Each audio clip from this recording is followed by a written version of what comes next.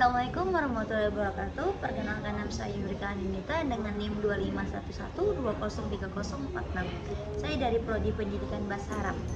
Di sini saya akan menjelaskan beberapa pernyataan sebagai berikut. Yang pertama, berfilsafat termasuk dalam berpikir. Meskipun filsafat merupakan bagian dari berpikir, tidak semua aktivitas berpikir dapat disebut sebagai berfilsafat. Berfilsafat menuntut seseorang untuk menggali persoalan secara yang mendalam, kritis, dan logis. Sementara berpikir pada umumnya bisa terjadi secara spontan dan sederhana tanpa analisis yang mendalam. Terus yang kedua, itu ada manfaat guru belajar berfilsafat pendidikan Islam. Manfaatnya itu ada 4. Yang pertama, memperdalam pemahaman tentang hakikat pendidikan. Guru tidak hanya mengajar materi, tetapi memahami tujuan pendidikan dalam perspektif Islam, membentuk manusia berakhlak, beriman, dan berilmu. Yang kedua, menjadi dasar dalam pengambilan keputusan pendidikan. Guru bisa memilih metode, pendekatan, dan strategi mengajar yang sesuai dengan nilai-nilai Islam. Yang ketiga, meningkatkan kemampuan berpikir kritis dan reflektif. Guru tidak hanya mengevaluasi proses belajar mengajar dengan lebih bijak dan tidak hanya mengikuti kebiasaan. Yang keempat, itu ada membentuk sikap profesional dan berakhlak. Filsafat pendidikan Islam menanamkan nilai amanah, tanggung jawab, dan kesadaran bahwa mengajar adalah ibadah. Selain ada manfaat, juga ada tujuan belajar filsafat. Tujuannya juga ada 4. Yang pertama, memahami landasan dan arah pendidikan Islam. Guru itu mengetahui dari mana pendidikan Islam berasal, apa tujuannya, dan bagaimana pelaksanaannya. Yang kedua, menentukan tujuan pembelajaran yang benar. Guru dapat merumuskan tujuan belajar yang tidak hanya akademis tetapi juga spiritual dan moral. Yang ketiga, membangun kerangka berpikir Islam dalam mengajar.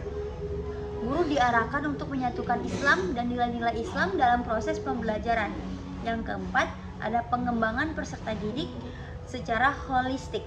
Itu tujuannya membentuk peserta didik yang beriman, berilmu, berakhlak, dan bermanfaat bagi masyarakat. Terus ada hubungan antara filsafat, pendidikan, dan manusia. Filsafat, pendidikan, dan manusia memiliki hubungan yang sangat erat dan saling membutuhkan. Filsafat berperan sebagai landasan berpikir yang memberi arah, tujuan, dan dasar bagi pendidikan.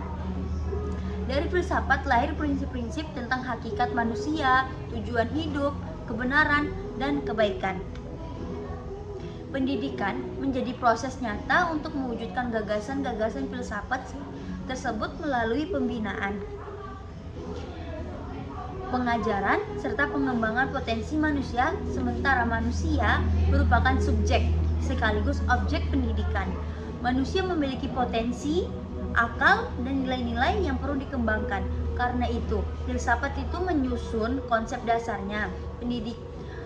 Karena itu, filsafat menyusun konsep dasarnya.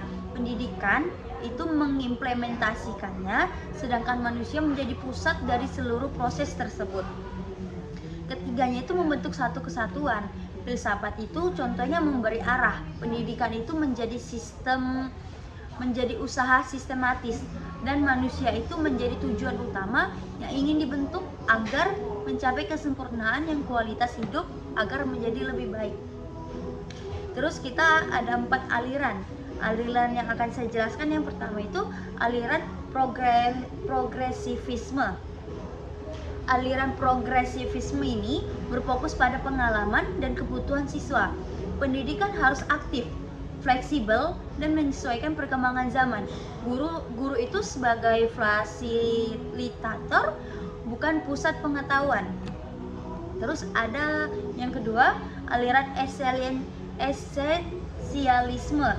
Esensialisme itu menekankan penguasaan pengetahuan dasar yang penting, reading, writing, dan guru menjadi tokoh utama dan disiplin belajar sangat dijaga. Yang ketiga, ada aliran perennialisme.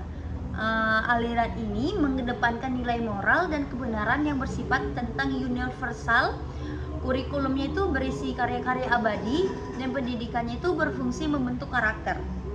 Sedangkan aliran rekonstruksionialisme itu berfokus pada perubahan sosial. Pendidikan harus membantu siswa memahami masalah masyarakat dan ikut memperbaiki kondisi sosial. Sekolah juga berperan sih sebagai agen perubahan. Baik, mungkin sekian dari penjelasan yang akan saya berikan. Mohon maaf atas kekurangan dan kesalahan yang saya lakukan. Akhir kata, terima kasih guys.